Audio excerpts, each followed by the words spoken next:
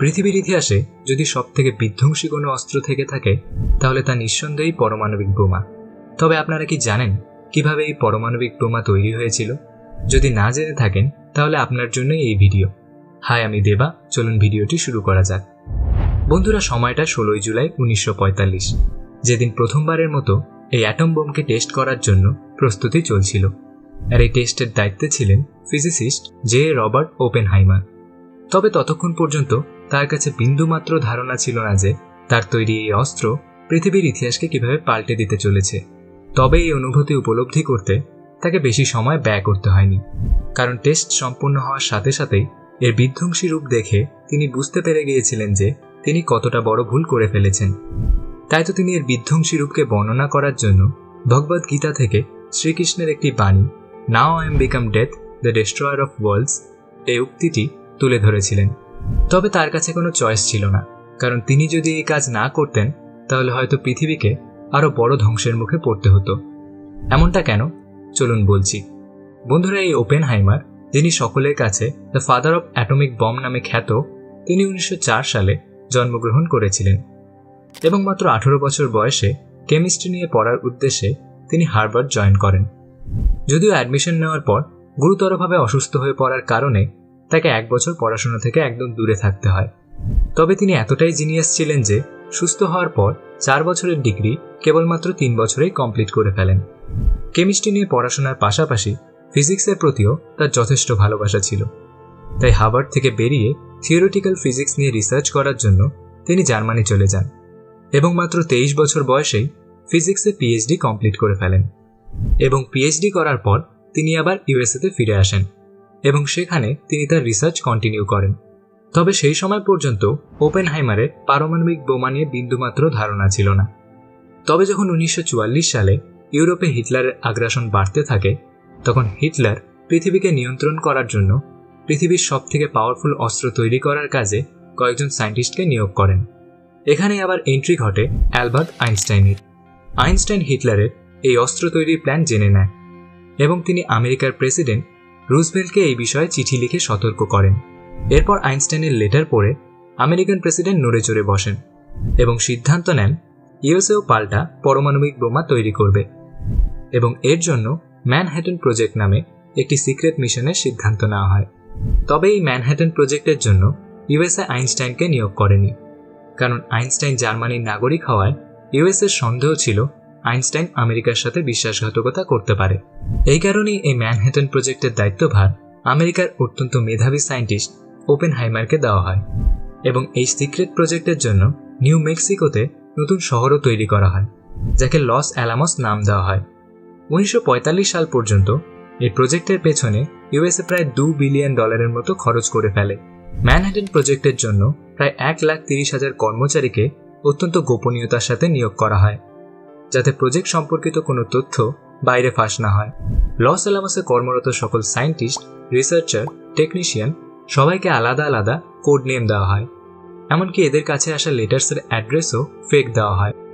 এদের সকল চিঠিপত্র খুঁটিয়ে দেখার জন্য সেখানে একটি আলাদা সেন্সরশিপ ডিপার্টমেন্ট ছিল, যারা তাদের সব চিঠিগুলিকে খুঁটিয়ে খুঁটিয়ে পড়ত এবং সন্দেহজনক কিছু না পাওয়া গেলেই তারপর তারা তা পাস করত।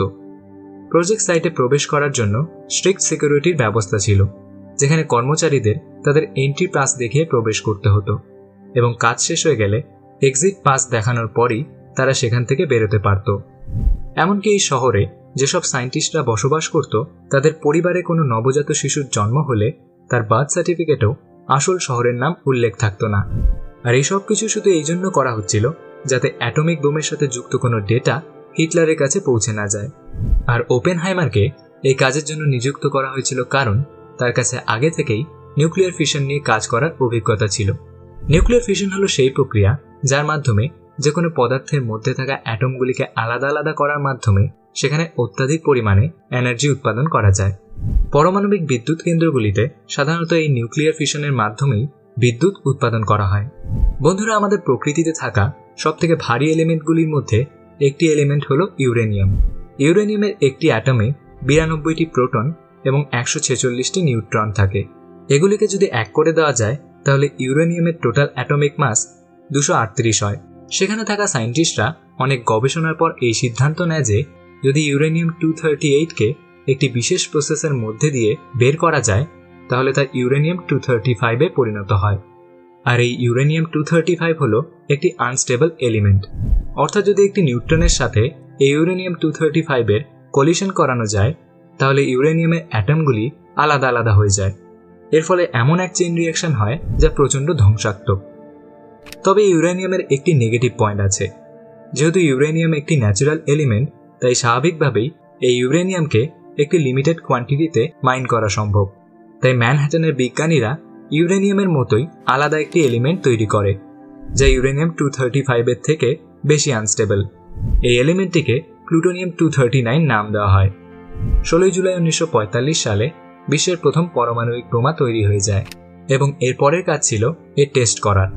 তবে টেস্টের রেজাল্ট দেখে এই প্রজেক্টের সাথে যুক্ত সায়েন্টিস্ট সহ ওপেনহাইমারও প্রচণ্ড চিন্তিত হয়ে পড়েন, কারণ এর ভয়াবহতা এতটাই বিশাল ছিল যে এই অস্ত্র যদি কোনো ভুল হাতে চলে যায় তাহলে পৃথিবী ধ্বংস হতে বেশি সময় লাগবে না। তবে এর ভয়াবহতা জানা সত্ত্বেও আমেরিকা এই পারমাণবিক বোমা অক্ষশক্তির অন্তর্ভুক্ত জাপানের 2টি শহরে নিক্ষেপ করে, যার ফলে সেখানে প্রায় 2.5 লাখের মতো মানুষের মৃত্যু ঘটে এবং এই ঘটনার 6 দিনের মধ্যেই জাপান আত্মসমর্পণ করে এবং অপরদিকে হিটলারও আত্মহত্যা করলে দ্বিতীয় বিশ্বযুদ্ধের সমাপ্তি ঘটে। তবে এই সকল ঘটনা ওপেনহাইমারের মানসিক অবস্থার ওপর খুবই বাজে প্রভাব ফেলে। তিনি এই সমস্ত ধ্বংসলীলার জন্য নিজেকে দোষ দিতে শুরু করেন এবং তিনি ডিপ্রেশনে চলে যান।